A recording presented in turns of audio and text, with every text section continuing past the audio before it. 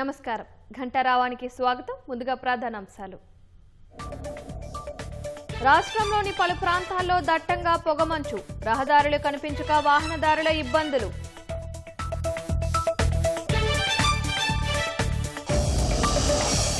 జగిత్యాల జిల్లా మేడిపల్లిలో ఆర్టీసీ బస్సును ఢీకొన్న టవేరా వాహనం, 9 మందికి తీవ్ర గాయాలు, క్షతగాత్రులను ఆసుపత్రికి తరలింపు. ఆదిలాబాద్ జిల్లా దుబ్బగూడలో ప్రశ్నార్థకంగా ఇందిరమ్మ ఇళ్ల నిర్మాణం, రెవెన్యూ అటవీ శాఖల మధ్య సమన్వయ లోపంలో గిరిజనుల ఆందోళన. గుంటూరులో రెండో రోజు ప్రపంచ తెలుగు మహాసభలు, పాల్గొననున్న మారిషన్ అధ్యక్షుడు ధరం గోకుల్.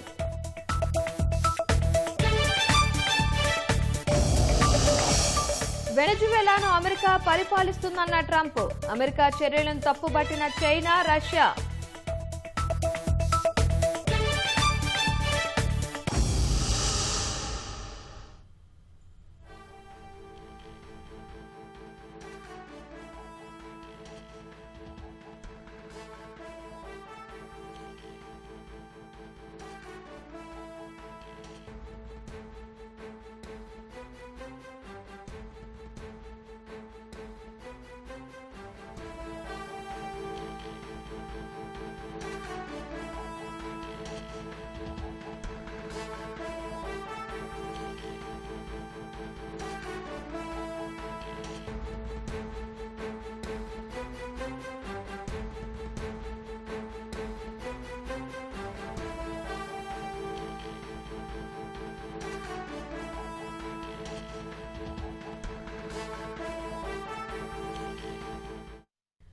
ఫోన్ ట్యాపింగ్ కేసులో విచారణను సిట్ ముమ్మరం చేసింది.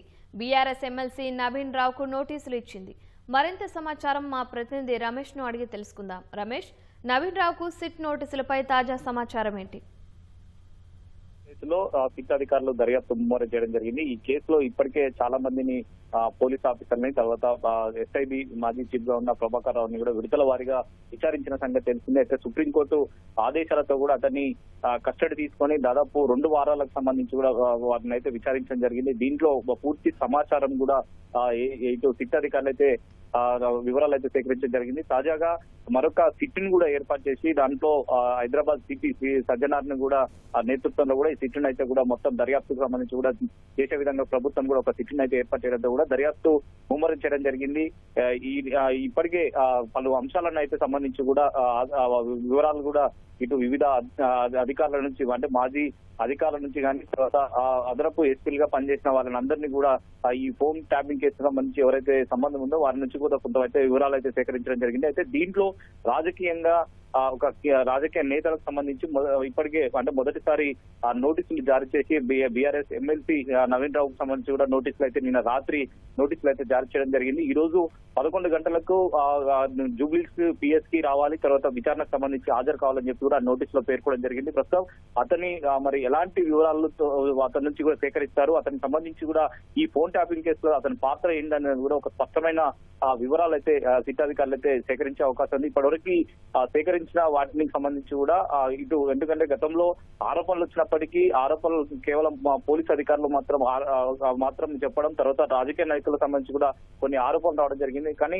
మొదటిసారి బీఆర్ఎస్ సంబంధించిన ఎమ్మెల్సీ నవీన్ రావుని ఈ రోజు విచారణకు హాజరు కావాలని చెప్పి చెప్పడంతో కూడా సిట్ అధికారులు దర్యాప్తుకు సంబంధించి అయితే ప్రస్తుతం అయితే ముమ్మరం చేయడం జరిగింది. ఈ కేసులో ఇంకా అంటే ప్రస్తుతం నవీన్ రావు విచారించిన తర్వాత ఈ కేసుకు సంబంధించి కూడా మరికొంత సమాచారం రాబట్టాల ఆలోచనలో కూడా సిట్ అధికారులు ఉన్నారు. కాబట్టి రాబోయే రోజుల్లో మరి కొంతమందికి నోటీసులు ఇస్తారా, కేవలం నవీన్ రావుతో కూడా విచారించిన తర్వాత కూడా నిలిపివేస్తారనేది కూడా ప్రస్తుతం అయితే తెలియాల్సింది. కానీ ఈ విచారణలో నవీన్ రావు ఇప్పటికే మీడియా ప్రతినిధులకు సంబంధించి కూడా వివరాలు అడిగినప్పటికీ నా సమయం అంటే నాకు ఎలాంటి దీంట్లో పాత్ర లేదు, ఎలాంటి తప్పు లేదని చెప్పి కూడా ఖచ్చితంగా నేను విచారణకు హాజరవుతానని చెప్పి కూడా అతను చెప్పడంతో కూడా ప్రస్తుతం అధికారులు విచారించిన తర్వాత మరి ఈ కేసులో నవీన్ రావు పాత్ర ఏ విధంగా ఉంటుంది అనేది కూడా ప్రస్తుతం అయితే వేచి చూడాల్సిన అవసరం అయితే ఉంది.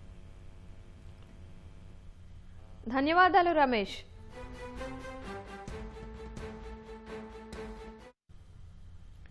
అమెరికా దళాలు నికోలస్ మదురోను బంధించి తీసుకెళ్లడంతో వెనజువెలా సుప్రీంకోర్టు కీలక ఆదేశాలు జారీ చేసింది. వెనజువెలా తాత్కాలిక అధ్యక్షురాలిగా బాధ్యతలు స్వీకరించాలని ఉపాధ్యక్షురాలు డెల్సీ రోడ్రిగ్జ్ను ఆదేశించింది. వెనజువెలా రక్షణ కోసం డెల్సీ రోడ్రిగ్జ్ ఈ పదవి చేపట్టాలని పేర్కొంది. వెనజువెలాను తామే నడిపిస్తామని అమెరికా అధ్యక్షుడు ట్రంప్ ఇంతకుముందు ప్రకటన చేశారు. అధికార బదిలీ జరిగే వరకు వెనజువెలాను నడిపిస్తామన్నారు.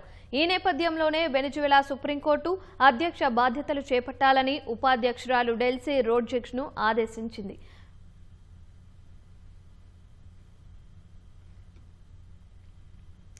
మాదక ద్రవ్యాలను సరఫరా చేస్తూ అమెరికా శాంతి భద్రతలకు వెనజువెలా అధ్యక్షుడు నికోలస్ విఘాతం కలిగిస్తున్నారని ట్రంప్ ఇటీవల పలుమార్లు హెచ్చరించింది.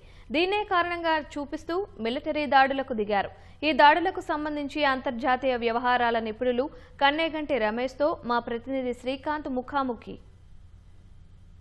వెనిజులాపై అమెరికా దాడికి దిగింది. మిలిటరీ దాడిలో వెనిజులాలోని పలు స్థావరాలపై కూడా ధ్వంసమయ్యాయి. అయితే గత కొన్నాళ్ళుగా కూడా ట్రంప్ చెబుతూ వస్తున్నారు, వెనిజులాపై హెచ్చరికలు జారీ చేస్తూ వస్తున్నారు. ఆ మేరకు అమెరికా మిలిటరీ దాడులు కూడా నిర్వహించింది. దాడులు నిర్వహించడమే కాకుండా ఏకంగా వెనిజులా అధ్యక్షుడు నికోలస్ మదురోతో పాటు ఆయన సతీమణిని కూడా అదుపులోకి తీసుకుని అమెరికాకు తరలిస్తుంది. అయితే దీనికి సంబంధించి మరిన్ని వివరాలు తెలుసుకోవడానికి national security studies experts committee అంటే యూజీసీ నిర్వహించింది. యూనివర్సిటీ గ్రాంట్ కమిషన్ నిర్వహించిన ఎక్స్పర్ట్ కమిటీకి చైర్మన్ గా ఉన్న కన్నెగంటి రమేష్ గారు మనతో ఉన్నారు. ఈ అమెరికా వెనిజులాకు సంబంధించిన విషయాలను మరిన్ని తెలుసుకున్నాం. సార్ నమస్కారం. రమేష్ గారు నమస్తే సార్. ఇప్పుడు అంటే సాధారణంగా దాడులు నిర్వహించడము చూస్తూనే ఉంటారు, యుద్ధంలో భాగంగా మిలిటరీ దాడులు నిర్వహించడం. కానీ ఏకంగా ఉగ్రవాదులను లిఫ్ట్ చేసినట్టుగా ఏకంగా అమెరికా ఆ వెనిజులా అధ్యక్షుడినే లిఫ్ట్ చేసుకొని ఎయిర్ లిఫ్ట్ చేసుకుని ఉన్నట్టు. అంటే ఎందుకు ఇంత తీవ్ర పరిణామాలు చోటు చేసుకుని అసలు అమెరికా వెనిజులా మధ్య ఉన్న వైరుధ్యం ఏంటి? ఇది ముఖ్యంగా United States of America president అయిన డొనాల్డ్ ట్రంప్ మ్యావరిక్ ప్రెసిడెంట్ అని ఒక నానుడు ఉంది. మ్యావరిక్ అంటే ఎప్పుడు ఏ పని చేస్తారో ఎలా ప్రవర్తిస్తారో తెలియని ఒక వింత ధోరణి అయింది. జనరల్గా మీరు అన్నట్టు చాలా మంచిగా మీరు బిగినింగ్లో చెప్పారు, టెర్రరిస్టులను లేకపోతే తీవ్రవాదుల్లో లేకపోతే ఎక్స్ట్రీమిస్టులు లేకపోతే anti social elements anti national elements వాళ్ళని లిఫ్ట్ చేయటం అనేది జనరల్గా ప్రపంచ రాజకీయాల్లో ప్రపంచ దౌత్య వ్యవహారాల్లో పరిపాటి లేదా నేషనల్ సెక్యూరిటీ వ్యవహారాల్లో. But for the first time after 30 years ఇలా ఫస్ట్ టైం చేయలేదండి. ఇది 1989-90 మధ్య కూడా నిగురో అనే ఒక వ్యక్తిని అమెరికన్ ప్రెసిడెంట్స్ ఆ టైంలో రొనాల్డ్ రేగన్ దాని తర్వాత బుష్ రొనాల్డ్ రేగన్ టైము వాళ్ళు అప్పుడు కూడా దాన్ని చేశారు. అమెరికాకి ఇది కొత్త ఏం కాదు, ఇది సెకండ్ టైం అధ్యక్షులు లిఫ్ట్ చేయటం. ఇది సెకండ్ టైం. ఈ సెకండ్ టైము ఈ నికోలస్ మదురో అండ్ ఆయన సతీమణి మీరు చెప్పినట్టు వాళ్ళ భార్య గారిని లిఫ్ట్ చేసి ఎయిర్ లిఫ్ట్ చేసేసి మిలిటరీ యాక్షన్ చేసి ఇలీట్ యుఎస్ ఫోర్సెస్ని ఆ వెనిజులా పంపించి వెనిజులాలో కీలక స్థావరాలు వాటి మీద కొట్టి ఇతన్ని ఎయిర్ లిఫ్ట్ చేసుకొని తీసుకెళ్ళిపోవటం జరుగుతుంది. అసలు ఇలా జరగడానికి కారణాలు ఏంటి అని మనం విశ్లేషించినప్పుడు నార్కో టెర్రరిజము అంటే డ్రగ్స్, నార్కోటిక్స్, ఈ మత్తు పదార్థాలు, మాదక ద్రవ్యాలు అని మనం ఏమైతే అంటామో అవి వెనిజులన్ ప్రెసిడెంట్ యొక్క చొరవతో వెనిజులియన్ ప్రెసిడెంట్ అయిన నికోలస్ మదురో యొక్క మరి కోఆపరేషన్తో సహకారంతో పెద్ద పెద్ద డ్రగ్ లార్డ్స్ అంటే మాఫియాలు మాదక ద్రవ్యాల్ని ప్రపంచవ్యాప్తంగా అమ్మటము కొనటము ట్రాన్సిట్ కంట్రీస్ నుంచి సరఫరా చేయటం దాంట్లో వెనిజులన్ ప్రెసిడెంట్ నికోలస్ మదురో ఉన్నాడు. కాబట్టి మేము మీకు ఎక్స్ట్రా కాన్స్టిట్యూషనల్గా అంటే రాజ్యాంగేతర శక్తిగా అనిపించినప్పటికీ ప్రజాస్వామ్యబద్ధంగా కాకపోయినట్టు అనిపించినప్పటికీ మీ దృష్టిలో మేము ఎందుకు చేయాల్సి వచ్చిందంటే ఈ స్పెషల్ ఆపరేషను ఇలా మాదక ద్రవ్యాలు డ్రగ్స్ అనండి నార్కోటిక్స్ అనండి వీటిని ఒక చట్టబద్ధత కల్పించే విధంగా ఈ నికోలస్ మదురో పనిచేస్తున్నాడు. దాని మూలంగా అమెరికా సంయుక్త రాష్ట్రాలైన 50 రాష్ట్రాలకి థ్రెట్ ఉంది, డేంజర్ ఉంది అనేది మొదటి అభియోగము డొనాల్డ్ ట్రంప్ చేసింది. అవును సార్, కొన్ని రోజులుగా కూడా ఇదే అంటున్నాడు, అమెరికాలో డ్రగ్స్ వస్తుంది, దాన్ని నార్కో టెర్రరిజం అంటారు. టెర్రరిజానికి హెడ్ క్వార్టర్స్ గా వెనిజులా మారింది. అందుకని మేము ట్రంప్ ఆరోపణ అందుకని మేము వెనిజులా యొక్క సార్వభౌమాధికారానికి విఘాతం కలిగినా సరే ప్రపంచ శాంతి కోసం మరి ముఖ్యంగా అమెరికా యొక్క శాంతి రక్షణ కోసం మేము చేయాల్సి వచ్చింది. In defence of the United States of America we have every right to defend our land. This is what Donald Trump. ఇప్పుడు కొత్తగా ఎలక్ట్ అయిన నికోలస్ మదురో ఎవరైతే ఉన్నారో ఇప్పుడు ప్రెసిడెంట్ వెనిజులన్ ప్రెసిడెంట్ ఇతను ముఖ్యంగా అమెరికా యొక్క సార్వభౌమాధికారానికి ముఖ్యంగా ట్రంప్ యొక్క లీడర్షిప్ స్టైల్కి తల వంచలేదు అని చెప్తున్నారు. కానీ అసలు రీజన్ ఏంటో చెప్తాను నేను. వెనిజులా దగ్గర అపారమైన ఆయిల్, న్యాచురల్ గ్యాస్, పెట్రోలియం ఉత్పత్తులు అపారంగా ఉన్నాయి.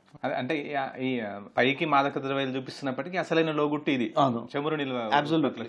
అంటే మనము విశ్లేషణ వాళ్ళ యొక్క దేశ అంతర్గత భద్రతను మనం గమనించినప్పుడు వెనిజులాకి ఒక అపారమైన శక్తి, వాళ్ళ యొక్క ఆర్థికంగా వాళ్ళు ఈ ఆయిల్, న్యాచురల్ గ్యాస్, పెట్రోలియం లాంటి ఉత్పత్తులు వెనిజులా దగ్గర బాగున్నాయి.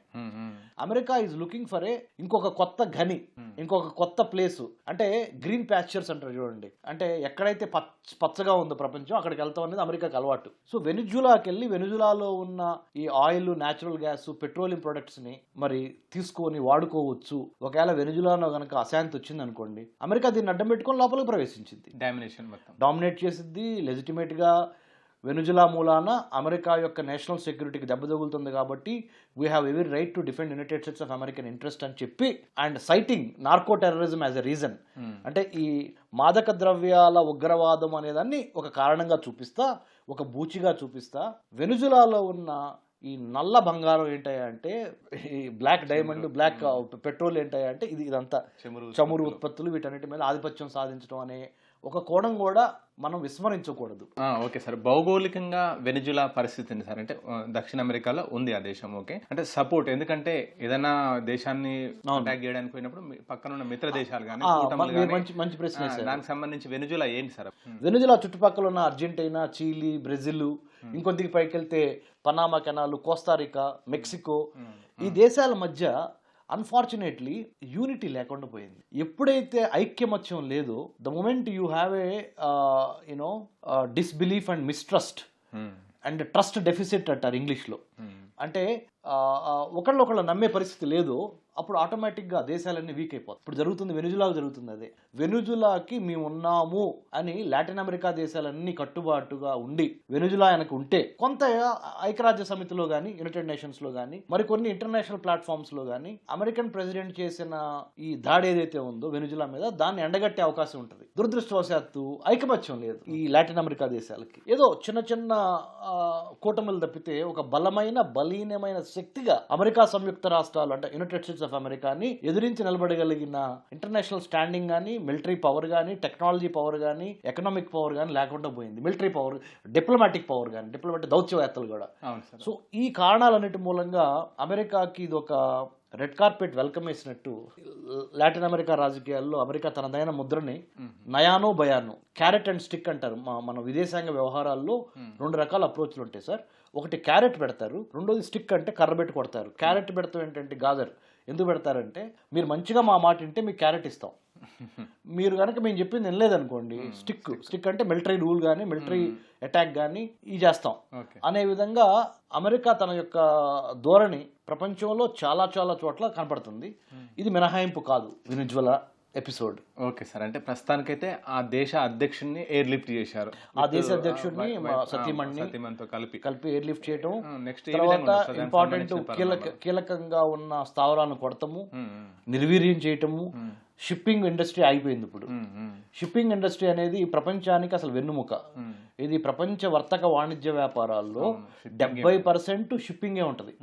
రైళ్ల ద్వారా, విమానాల ద్వారా, బస్సుల ద్వారా అటు ఇటు వెళ్లే సామాగ్రి చాలా తక్కువ. So 70% world trade is dependent on maritime trade and maritime shipping.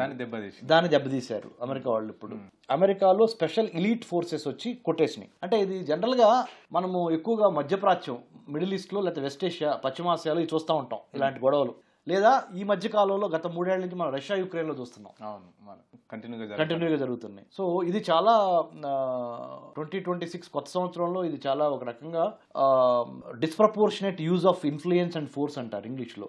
అంటే కావాల్సిన దానికన్నా ఎక్కువ శక్తిని వాడి, మిలిటరీ శక్తిని కానీ, ఆర్థిక శక్తిని కానీ, సాంకేతిక శక్తిని కానీ వాడి, మరి పొరుగు దేశమైన వెనిజులాని ఒక రకంగా వెనిజులన్ ప్రెసిడెంట్నే అరెస్ట్ చేసి తీసుకెళ్ళటం అంటే ఇది నార్మల్ విషయం అయితే కాదు. దీని పరిణామాలు ఎలా ఉండబోతున్నాయి అంటే, చైనా ఏ విధంగా రియాక్ట్ అవుతుందో చూడాలి ఇప్పుడు. ఎందుకంటే అమెరికా ఎవరి మాట వింటదంటే ఒక చైనా మాట వినే అవకాశం ఉంది. ఇప్పుడు బ్రిక్స్ కంట్రీస్ లో మనం ఉన్నాం కదా, ఈ 5 దేశాలు కలిసి వెనుజులాకి సహాయంగా ఏమన్నా అమెరికన్ ప్రెసిడెంట్ ట్రంప్ తో నెగోషియేషన్ చేసే అవకాశం ఉన్నదా అనేది మనం ఆలోచించాలి. ఇదొక అంశము. ఓకే. ఇంకొకటి ఏంటంటే ముఖ్యంగా ఇందాక మీకు చెప్పినట్టుగా లాటిన్ అమెరికన్ కంట్రీస్లోని మిగతా కంట్రీస్ అయిన చిలీ, అర్జెంటీనా, గానీ, బ్రెజిల్ కానీ, తర్వాత మనకి ఇక్కడ మన సెంట్రల్ అమెరికాలో ఇంపార్టెంట్ కంట్రీస్ అయిన మెక్సికో కానీ, పనామా కానీ, కోస్టారికా కానీ, ఈ దేశాలన్నీ ఒక చోటకు వచ్చి ఇప్పుడు, ఎందుకంటే పైన అమెరికా ఉంది, కింద ఇళ్ళు ఉన్నారు, అందుకని వెనిజులాకి సహాయంగా ఏమన్నా అమెరికన్ ప్రెసిడెంట్ మీద ఏమన్నా ఒత్తిడి తెస్తారా చూడాలి. ఇదొక అంశం. అంటే సినారియో నెంబర్ 2 ఇది. త్వరపడి దీనికి ఒక ముగింపు పలకపోతే అమెరికాకి కొద్దిగా నష్టంగా నాకు అనిపిస్తుంది. Thank you sir. ప్రస్తుతం వెనిజులా పైన కేవలం మాదక ద్రవ్యాలు బూచిగా చూపించినప్పటికీ అంతర్గతంగా అంటే డెప్త్గా వెళ్తే అక్కడున్న చమురు ఉత్పత్తులనే లక్ష్యంగా చేసుకుని అమెరికా దాడులకు పాల్పడినట్టు కూడా అంతర్జాతీయ వ్యవహారాల నిపుణులు కన్నెగంటి రమేష్ చెప్తున్నారు. అయితే ఇది ఇప్పటికో అంటే త్వరలో ముగింపు పలుకుతూనే అంతర్జాతీయంగా ఇప్పటికే అశాంతి ఉంది, పలు దేశాల మధ్య యుద్ధ వాతావరణం ఉంది, అది అక్కడితో ముగిస్తేనే బాగుంటుందని చెప్పి కూడా ఆయన అభిప్రాయపడుతున్నారు. కెమెరా పర్సన్ అమర్తో శ్రీకాంత్, ఈటీవీ న్యూస్, హైదరాబాద్. రాష్ట్రాన్ని మంచు దుప్పటి కప్పేసింది. పెద్దపల్లి జిల్లా రామగుండం పారిశ్రామిక ప్రాంతంలో 3 రోజులుగా దట్టమైన పొగమంచు కమ్ముకోవడంతో ప్రజలు తీవ్ర ఇబ్బందులు పడుతున్నారు. ఉదయం 9 గంటలు దాటినా సూర్యుడు కనిపించకపోవడంతో చలి తీవ్రతకు ప్రజలు గజగజ వణుకుతున్నారు. రాజీవ్ రహదారిపై దట్టమైన పొగమంచు అలుముకోవడంతో ఎదురుగా వస్తున్న వాహనాలు కనిపించక వాహనదారులు తీవ్ర ఇబ్బందులు పడుతున్నారు. సిద్దిపేట జిల్లా హుస్నాబాద్ పొగమంచుతో మరో ఊటీని తలపిస్తోంది. ఒక వాహనానికి మరొక వాహనానికి కనిపించినంత పొగమంచు అలుముకోవడంతో వాహనదారులు హెడ్లైట్లు వేసుకుని జాగ్రత్తగా వెళ్తున్నారు. ఉమ్మడి నల్గొండ జిల్లా వ్యాప్తంగా ఉదయం 9 దాటినా పొగమంచు వీడడం లేదు. పతంగి టోల్ ప్లాజా వద్ద మరింత దట్టంగా పొగమంచు కమ్ముకోవడంతో ప్రయాణికులు వాహనాలను పక్కన నిలిపివేశారు.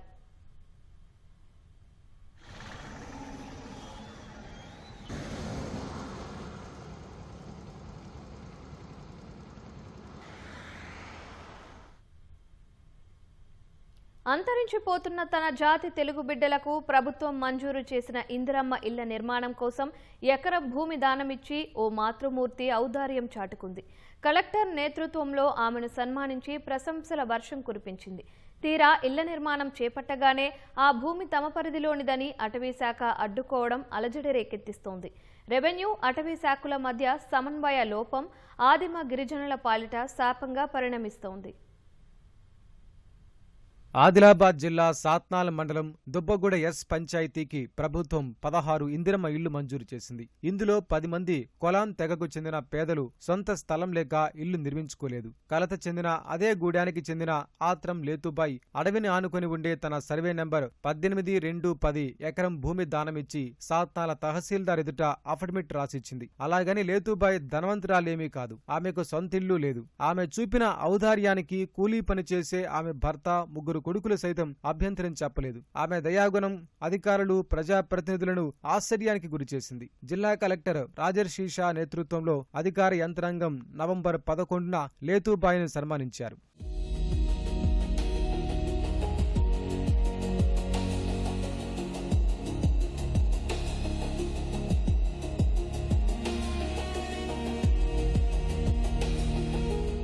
కొలాంలు అసలే అమాయకులు. చేతిలో డబ్బుల్లేక లబ్ధిదారుల్లో తొలుత 5గురు గుత్తేదారు సాయంతో ఇళ్ల నిర్మాణం చేపట్టగా ఇటీవల అటవీశాఖ అడ్డుకోవడం కలకలం సృష్టించింది. గుత్తేదారును అరెస్టు చేసి కేసులు నమోదు చేయడమే కాకుండా ఇళ్ల నిర్మాణ పనులు ఆపేయాలని హుకుం జారీ చేయడం ఆదిమ గిరిజనులకు శాపంగా పరిణమిస్తోంది. అటవీశాఖ హద్దులుగా తవ్విన కందకాలతో సంబంధం లేకుండా లేతుబాయికి రెవెన్యూ యంత్రాంగం జారీ చేసిన పట్టా భూమి ఉంది. అందులోనే ఇల్లు నిర్మాణం జరుగుతోంది. పైగా గ్రామ సభలో చేసిన తీర్మానం చివరికి కలెక్టర్ నేతృత్వంలో సన్మానం చేసినప్పుడు అభ్యంతరం చెప్పని అటవీ శాఖ ఇప్పుడు అర్ధాంతరంగా అడ్డుకోవడం ఆదివాసీలను ఆవేదనకు గురిచేస్తోంది. కులం ఆదివాసులు పిసోళ్ళము, పిసకులంలో వచ్చి మరింత దుర్గమార్గం చేసి మాకు అడ్డంకులు వచ్చుడు, ఫారెస్ట్ వాళ్ళు బెదిరిచ్చుడు, ఇది అవమానం సార్. గ్రామ పంచాయతీ నుంచి రాసిచ్చిండు, ఎంఆర్ఓ రాసిచ్చిండు, కలెక్టర్ సంతకం పెట్టించినా కానీ ఈ ఫారెస్ట్ వాళ్ళకు కీ వచ్చుడు లేదు. మేము చిన్న గుడిసెలో ఉంటున్నాము. అప్పటి నుంచి ఇప్పటి వరకు మాకు ఒక ఇల్లు దిక్కులేదు, ఎవరు పట్టించుకోలేదు. ఎన్ని చేసినా కానీ మా మీద ఎవరైనా కానీ అడ్డం వస్తున్నారు. ఇది ఏం కారణం సార్? ఫారెస్ట్ కాదు, ఇది మన ఎంఆర్ఆర్ సార్ మొత్తం ఈడ విజిట్ చేసి వీళ్ళకు సహకరించిండు. పంచాయతీ తీర్మానం అయింది. ఫారెస్ట్ భూమి ఈడ లేనే లేవు. ఫారెస్ట్ భూమి వాళ్ళ హద్దులోనే వాళ్ళు ఉన్నారు, వీళ్ళ హద్దులోనే వీళ్ళు ఉన్నారు సార్. ఈ పట్టా భూమి ఇది. ఫారెస్ట్ వాళ్ళు వీళ్ళకు కొద్దిగా సహకరించి ఆపద్దు, ఖచ్చితంగా వీళ్ళకు అనుమతించి ఏదైనా వీళ్ళకు సహకరించాలి సార్. మా భూమిలా ఎందుకు అడ్డమస్తుడు? మన రెవెన్యూ భూమి లితిబాయి ఫారెస్ట్ భూమి కాదు. మేము దొంగతనం చేయలేదు. మన భూమి అని ఇది మన ఫారెస్ట్లో లేదు కదా, వాళ్ళది అధికారం ఉన్నదా? ఫారెస్ట్ వాళ్ళది ఏమున్నది? అది అంతరించిపోతున్న ఆదిమ తెగను కాపాడుకోవాల్సిన బాధ్యత కేంద్ర రాష్ట్ర ప్రభుత్వాలపై ఉందని ఆదివాసీ సంఘాల నేతలు ప్రశ్నిస్తున్నారు. అధికారుల సమన్వయ లోపంతో ఇళ్ల నిర్మాణం అడ్డుకోవడం సరికాదని చెబుతున్నారు. ఇందిరమ్మ ఇండ్లు మంజూరు చేసిన దానికి సంతోషపడ్డారు. అక్కడ దేవుడు కరుణించిన పూజారి కనికరించినట్టు ఇక్కడ ప్రభుత్వం అనుమతులు ఇచ్చింది, మంజూరు పత్రాలు ఇచ్చింది, రెవెన్యూ ల్యాండ్ ఎంఆర్ఓ గిఫ్ట్ రీడర్గా రాసి ఇచ్చారు. ఇవన్నీ కూడా కలెక్టర్ సన్మానం చేశారు. ఇప్పుడేమో ఫారెస్ట్ శాఖ వచ్చి ఇది మా దౌర్జన్యం చేయడం అనేది కరెక్ట్ కాదు. ఇక్కడ ఆదివాసీల్ని భయపెట్టడం కరెక్ట్ కాదు. అటవీ శాఖ అధికారులు, రెవెన్యూ అధికారులు వీళ్ళంతా కూడా బాధ్యులు. అటవీ శాఖ వాదన మాత్రం భిన్నంగా ఉంది. లేతుబాయ్ దానమిచ్చిన భూమి అటవీ శాఖ పరిధిలోనిదేనని చెబుతున్నారు తప్పితే రెవెన్యూ శాఖ జారీ చేసిన పట్టాలపై ప్రస్తావించడం లేదు. అడవే ఆలంబనగా కాలం వెళ్లదీస్తున్న ఈ ఆదిమ గిరిజనుల జీవనం సీతారాముల అరణ్య వాసంగా మిగిలిపోతుంది. అటవీ శాఖ రూపంలో వస్తున్న దాష్టికం ఈ ఆదిమ గిరిజన మహిళ చేసిన దాతృత్వాన్ని ప్రశ్నించేలా చేస్తుంది. ఫలితంగా రాష్ట్ర ప్రభుత్వం ప్రతిష్టాత్మకంగా మంజూరు చేసిన ఇందిరమ్మ ఇళ్ల పథకానికి దూరం చేస్తుంది. రెవెన్యూ అటవీ శాఖల సమన్వయ లోపం వీరికి శాపంగా పరిణమిస్తుంది. దీనికి కారకులు ఎవరు? అధికార యంత్రాంగమే ఆలోచించాలి. కెమెరామెన్ కిరణ్తో మణికేశ్వర్, ఈటీవీ న్యూస్, ఆదిలాబాద్. ప్రమాదకరమైన దీర్ఘకాలిక అసాధారణ హృదయ స్పందనలతో బాధపడుతున్న 2 రోగులకు నిమ్స్ కార్డియాలజీ బృందం రేడియో ఫ్రీక్వెన్సీ అబ్లేషన్ చికిత్సతో పూర్తిగా తగ్గించారు. 30 ఏళ్ల యువతి, 20 ఏళ్ల యువకుడికి కొంతకాలంగా హృదయ స్పందన అసాధారణ రీతిలో ఉండడంతో గుండెదడ వంటి సమస్యలు ఉత్పన్నమవుతున్నాయి. క్లిష్టమైన సమస్యని వైద్య బృందం 3D ఎకో విశ్లేషణలో పరిష్కరించారు. ఆరోగ్యశ్రీ పథకంలో భాగంగా ఉచితంగా చేసినట్లు వైద్యులు వివరించారు. గుండెదడ, ఛాతిలో ఇబ్బంది, శ్వాస తీసుకోవడంలో ఇబ్బంది ఉంటే నిర్లక్ష్యం చేయవద్దని ప్రజలకు సూచించారు. 24 అవర్స్లో ఇలాంటివి కంటిన్యూస్గా ప్రతి బీట్ తర్వాత అబ్నార్మల్ బీట్ అనేది రావడం వల్ల వాళ్ళ గుండె కండరాల మీద చాలా స్ట్రెయిన్ అయ్యి గుండె కండరాలు దెబ్బతినే అవకాశం జరిగింది. అందువల్ల వాళ్ళ గుండె పంపింగ్ కెపాసిటీ కూడా తగ్గిపోయి వాళ్ళు వీక్గా ఆయాసము, గుండెదడ, నీరసము ఇవన్నీ వచ్చి బాధపడుతున్నారు. వీళ్ళని మనం ఇమీడియట్గా ఈపీఎస్ ఆర్ఎఫ్ఏ ద్వారా చికిత్స చేయొచ్చు అని మనము ఛాలెంజింగ్గా తీసుకుని ఇందులో ఉన్నటువంటి ఒక యువతికి అయితే ఈ అబ్నార్మల్ బీట్స్ వల్ల ఆమె ఒక అబార్షన్ కూడా చేయించుకోవాల్సిన జరిగింది. కానీ ఈ పూర్తి క్యూర్ అయ్యే ఛాన్సెస్ గురించి వాళ్ళతో పేషెంట్స్తో డిస్కస్ చేసి దానిలో ఉన్న రిస్క్స్ అని మనం మాట్లాడి పేషెంట్స్ ఈపీఎస్ఆర్ఎఫ్కి తీసుకున్నాము. ఎందుకంటే మనం ఏమాత్రము 1 మిల్లీమీటర్ 2 మిల్లీమీటర్స్ ఆ రేడియో ఫ్రీక్వెన్సీ ఎనర్జీ చేసే డెలివరీ కెథిటర్గానే జరిగినా కానీ ఆ ఎనర్జీ మేజర్ రక్తనాళం కింద ట్రాన్స్మిట్ అయిందంటే గుండెకు చాలా అది రక్తనాళం డ్యామేజ్ అయితే చాలా ప్రమాదకరమైన హార్ట్ అటాక్ అవకాశం ఉంటుంది. ఆ చేసిన తర్వాత ఆ పేషెంట్కి ఇమీడియట్గా అబ్నార్మల్ ఫోకస్ ఎప్పుడైతే డిస్ట్రాయ్ అయిపోయిందో ఆ ఎక్స్ట్రా బీట్స్ అనేవి పూర్తిగా అయిపోయాయి. ప్రతి దానిలోనే సైన్స్లో రీజన్ అనేది కొన్ని వరకు తెలుస్తాయి కాకపోతే ప్రతిదానికి మనకి ఎందుకే ఇది వచ్చింది అని చెప్పడానికి ఉండదు. అలాంటి కేసులు అన్నమాట ఇవి. కేరళలోని త్రిశూరు రైల్వే స్టేషన్ పార్కింగ్లో భారీ అగ్ని ప్రమాదం చోటు చేసుకుంది. ఈ ఘటనలో వందలాది మంది బైకులు దగ్ధమయ్యాయి. ఓ విద్యుత్ తీగ తెగపడి నిప్పురవ్వలు రావడంతో మంటలు చెలరేగినట్లు తెలుస్తోంది. ప్రమాద సమయంలో 600కు పైగా ద్విచక్ర వాహనాలు పార్కింగ్లో ఉన్నాయని, వాటిలో చాలా వరకు కాలిపోయాయని అధికారులు వెల్లడించారు. 3 అగ్నిపాపక శకటాలతో మంటలను అదుపులోకి తీసుకొచ్చారు. ఈ ఘటనపై కేంద్ర మంత్రి సురేష్ గోపి ఆరా తీశారు. ఈ ఘటనను తీవ్రంగా పరిగణించాలని అధికారులను ఆదేశించారు. ఈ ప్రమాదంపై పోలీసులు, రైల్వే అధికారులు దర్యాప్తు ప్రారంభించారు.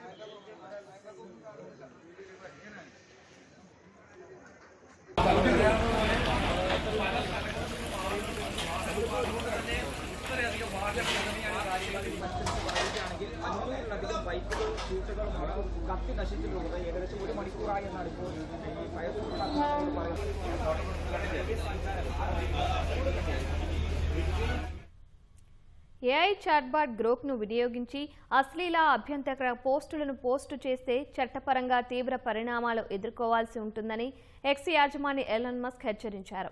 గ్రోక్ సాయంతో రూపొందించిన అభ్యంతరకరమైన అశ్లీల పోస్టులను తక్షణమే తొలగించాలని కేంద్ర ఎలక్ట్రానిక్స్ ఐటీ శాఖ ఆదేశించడంతో మస్క్ ఈ మేరకు సామాజిక మాధ్యమం ఎక్స్లో పోస్టు చేశారు. గ్రోక్ ఇస్తున్న అశ్లీల అభ్యంతరకర చిత్రాలపై మస్క్ తనదైన శైలిలో స్పందించారు. ఏదో తప్పు రాసి పెన్ను మీద నెప్పం వేయడం సరికాదని రాసుకొచ్చారు. ఏం రాయాలో పెన్ను నిర్ణయించదని, రాసే వ్యక్తి నిర్ణయిస్తారని తెలిపారు. గ్రోక్ కూడా అంతేనని పేర్కొన్నారు. ఏది ఇస్తే అదే వస్తుందని తెలిపారు.